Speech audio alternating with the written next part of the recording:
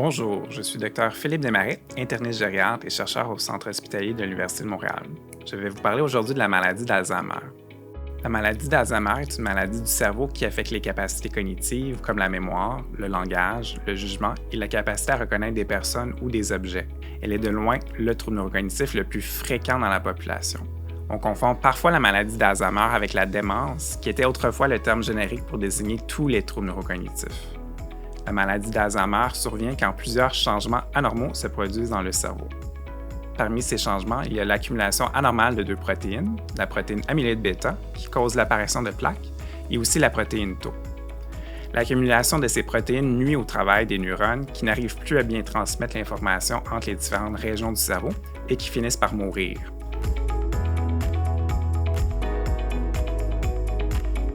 La maladie d'Alzheimer est un trouble complexe et il est difficile d'en identifier les causes exactes.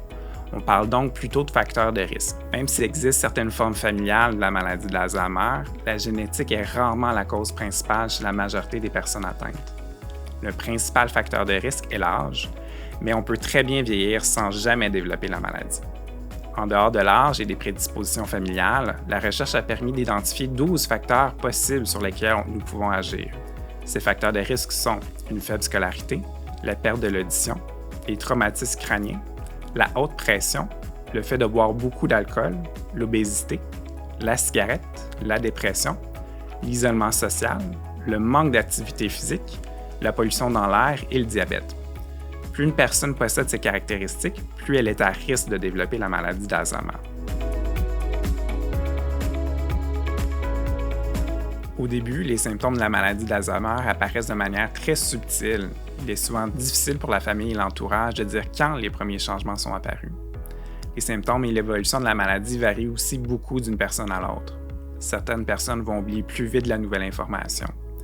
Elles vont se répéter ou poser plus souvent les mêmes questions. D'autres vont perdre plus souvent des objets à la maison. Certaines vont chercher leurs mots ou le nom de personnes qu'elles connaissent pourtant depuis longtemps. Pour certaines, il devient plus difficile d'apprendre des nouvelles choses comme le fonctionnement d'un nouveau téléphone cellulaire. D'autres vont oublier des rendez-vous ou de payer leurs factures. En plus de ces symptômes qui sont directement reliés aux capacités cognitives, la personne atteinte de la maladie d'Alzheimer peut avoir des changements d'humeur. Elle peut devenir plus anxieuse ou déprimée sans qu'il y ait d'explication. Elle peut aussi avoir tendance à s'isoler, à devenir irritable ou plus amorphe. Dans certains cas, la personne peut devenir méfiante de son entourage et croire qu'on la vole ou qu'on complote contre elle.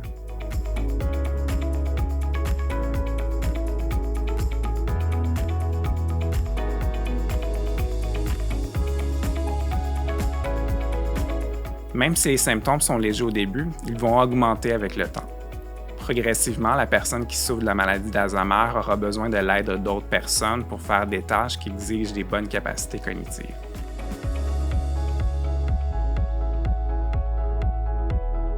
Si vous ou une personne de votre entourage remarquez un changement au niveau des capacités cognitives, comme la mémoire ou le jugement, il est important de consulter votre professionnel de la santé.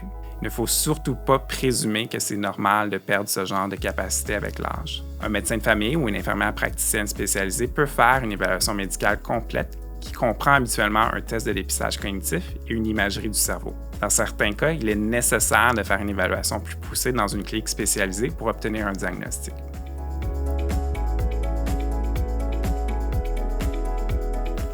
Actuellement, il n'y a aucun traitement pour guérir de la maladie d'Alzheimer.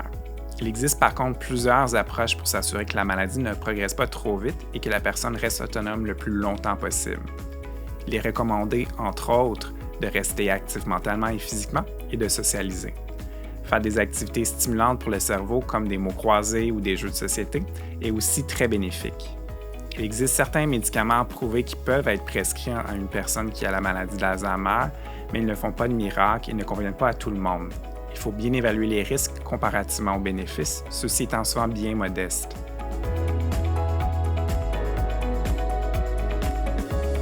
Peut-on éviter la maladie d'Alzheimer? On estime que près de 40% des cas pourraient être évités en adoptant de bonnes habitudes de vie. Pour avoir une bonne santé cognitive, il est recommandé d'éliminer les 12 facteurs de risque que je vous ai nommés plus tôt. En gros, restez sur les bancs d'école, socialisez, faites de l'activité physique chaque semaine, mangez de manière équilibrée, évitez l'alcool, la cigarette et les accidents qui peuvent causer des traumatismes crâniens. Même s'il n'existe actuellement aucun traitement pour guérir de la maladie d'Alzheimer, il y a de l'espoir à l'horizon grâce à de récentes percées en recherche. D'ici là, de saines habitudes de vie peuvent aider à éviter cette maladie et à ralentir sa progression.